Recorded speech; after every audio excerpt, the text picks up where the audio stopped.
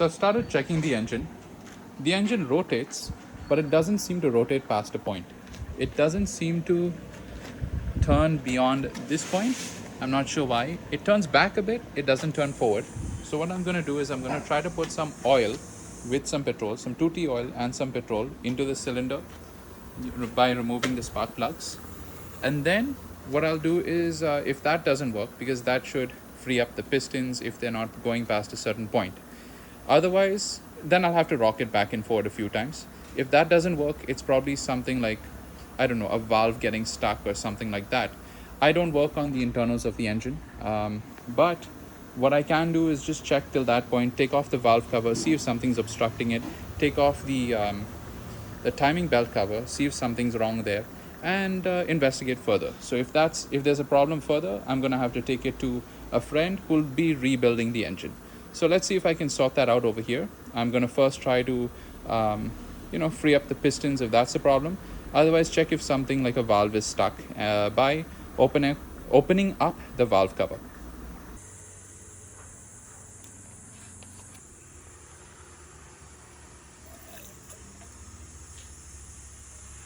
I'm currently dismantling the engine to get a better look at things. Also, I'll have to change some stuff, so might as well open it up, check the wiring and everything. But I can't seem to get to this bolt. It seems to have rusted off too badly.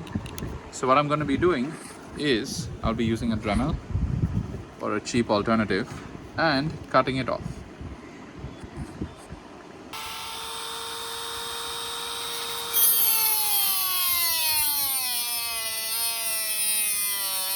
Now taking off the distributor caps, I've figured out where the wires go, which cylinders.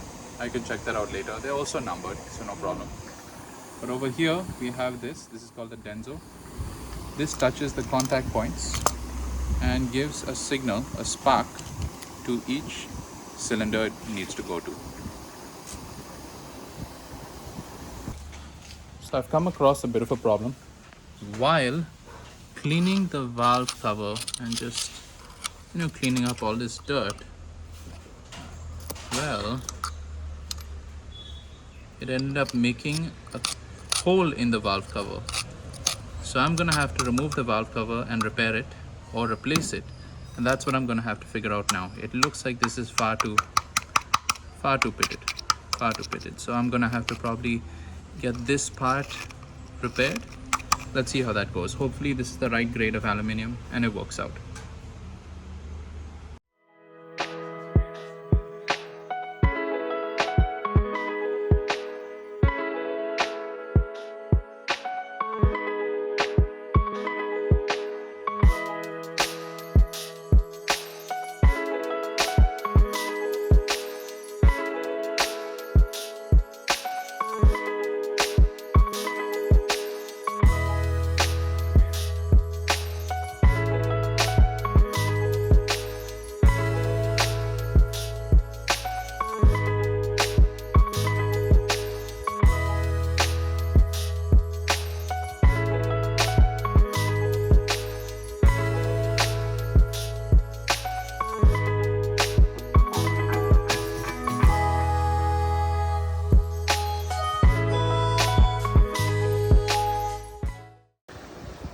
So we got the heads open.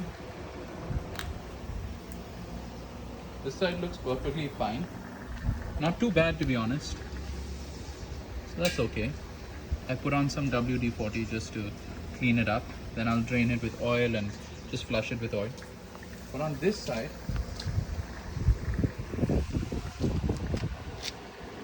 it seems like this cam is really bad and it's not actuating the valves. I'm not sure if you can see that. So there is a gap.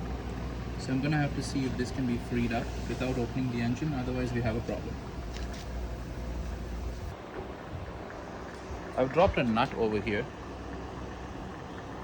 Actually there, yeah. So I've dropped a nut over there. I need to get it out. So what I plan to use is this thing here. It's a little claw. And all I have to do is press this.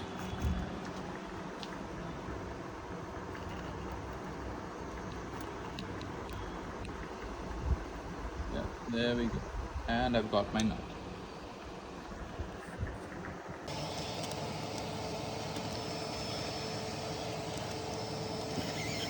we're going to take the intake manifold off so that we can access all this dirt, clean it up. Then we're going to take off the timing belt, and then we're going to be able to take off the heads.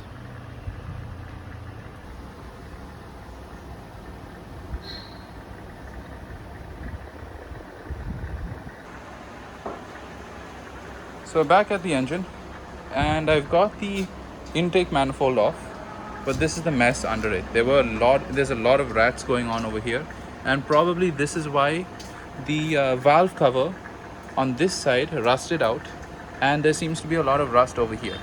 So I'm probably gonna have to change the lifters. I will change the lifters, and I'll also have to see how bad this is. So I'll take off the head later on and see how bad the head is, but hopefully we just have to service the head and the cylinder bores aren't damaged. So we already had removed a lot of the mess that rats had left, but yeah, that's some more that was hidden in. It's a lot of crap. So yeah, just clearing that out before we open up the heads. We've made another discovery.